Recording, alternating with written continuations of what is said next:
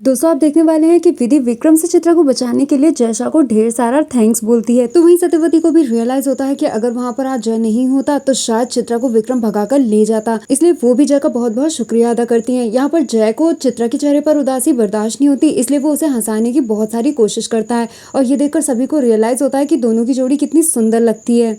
विधि को भी याद आ जाता है कि उसने रावजी भाई से एक वादा किया था कि वो जय शाह के लिए एक बहुत ही अच्छी सी लड़की ढूंढ कर लाएगी और यहाँ पर शायद उसे वो लड़की मिल चुकी है। देव जय शाह से कहता है कि उसके शुक्रिया अदा करने के लिए उसे तो शब्द ही नहीं मिल रहा है, तो जय शाह उससे कहता है कि उसे शब्द मिलेंगे भी नहीं। वो बताता है कि चित्रा उसकी बचपन की फ्रेंड है और वो उसे दुखी नहीं देख सकता, इसलिए अगर उसे कोई भी प्रॉब्लम होगी तो वो उसके सामने हमेशा डट कर खड़ा रहेगा। इधर अम्बा बहुत ही ज्यादा फ्रस्ट्रेट हो रही होती है क्योंकि उसे देव से बात करनी है और इसलिए वो देव को मैसेज पर मैसेज करती है, लेकिन देव उसका कोई भी रिप्लाई नहीं करता। इस पर अम्बा और भी ज्यादा बौखला जाती है। विधि भी देखती है कि देव के फोन में काफी सारे मैसेजेस आ रहे हैं और यहाँ पर देव और विधि मिलकर अम्बा के सारे मैसेजेस रीड करते हैं और उसकी सारी वीडियोस देखते हैं। तो यहाँ पर देव बताता है कि वो काफी दिनों से विधि को ये बताना चाहता था कि अम्बा उसे किस तरीके से परेशान कर रही है और उसे इग्नोर किस तरीके से किया जाए उसे कुछ भी समझ में नहीं आ रहा। योगेश अम्बा के पास एक नोटिस लेकर आता है जो कि बोर्ड मेंबर्स की तरफ से होता है, जिसमें अम्बा को ये प्रूव करना होता है कि उसकी मेंटल हालत बिल्कुल ठीक है और वो कंपनी को बिल्कुल सही से चला सकती है। और ये बात योगेश अम्बा को समझाता है कि उसे खुद पर काबू रखना होगा, लेकिन अम्बा के दिमाग में तो सिर्फ बच्चे वाली बात और देव ही चल रहे हैं।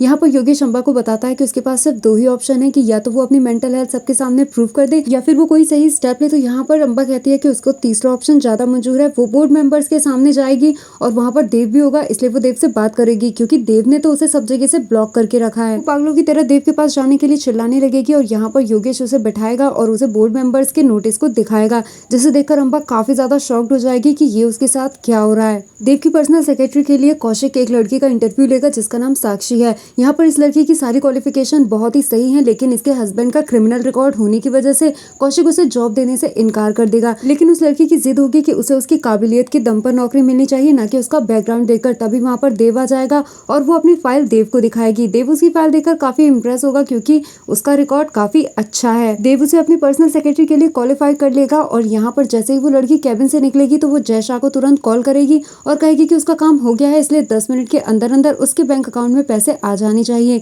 नहीं तो वो जय का पूरा प्लान जाकर देव को बता देगी। जब तक जय उसके अकाउंट में पैसे सही टाइम से देते रहेगा तब तक उसको इन्फॉर्मेशन भी मिलती रहेगी। कौशिक इस बात पर देव से काफी ज्यादा नाराज होता है कि उसने एक ऐसी लड़की को जॉब पर रख लिया है जिसका बैकग्राउंड क्रिमिनल रिकॉर्ड से भरा हुआ है। तो यहाँ पर देव उससे कहता है कि हमें किस बात का डर है, हमें सिर्फ दो लोगों से ही डर है, अम्बा और योगेश, और अगर उन लोगों ने ही इसे भेजा होगा तो हम इस लड़की को सिर्फ वही इन्फॉर्मेशन देंगे जो हम चाहते हैं कि वो अम्बा और योगेश को जाकर दे। ये बात सुनकर कौशिक काफी ज्यादा खुश हो जाता है और यहाँ पर दोनों को यही लगता है कि अम्बा और योगेश ने ही इस लड़की को भेजा है। विधि अपना प्रेजेंटेशन जय शाह के सामने रखती है और बताती है कि किस तरीके से रावजी भाई ने पूरा इंडिया घूम घूम कर स्वाद को इकट्ठा किया है, जो कि दादी और नानी की बेहतर रेसिपीज हैं जो कि स्वाद और पोषण से भरपूर हैं। इनमें कैलोरीज कम होती हैं लेकिन पोषण भरपूर होता है। विधि अपना प्रेजेंटेशन देती है और बताती है कि किस तरीके से सुपर फीस्ट फूड प्रोडक्ट सबसे बेस्ट हैं। अब फूड की जो बेस्ट क्वालिटीज विधि यहाँ पर जय शाह को बताती है वही क्वालिटीज विमला के खाने में भी होती हैं, जिसे वो प्रिया और अभिमन्यु को समझाती है कि किस तरीके से उनका खाना पोषण से भरपूर है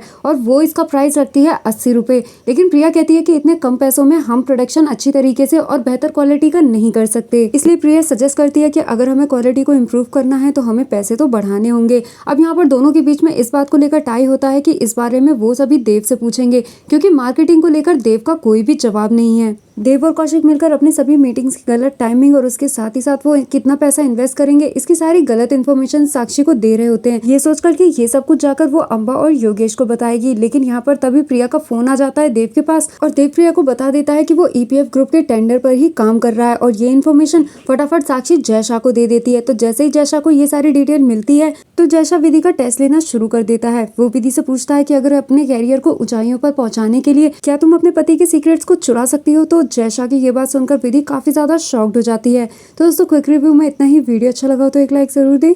थैंक्स फॉर वॉचिंग।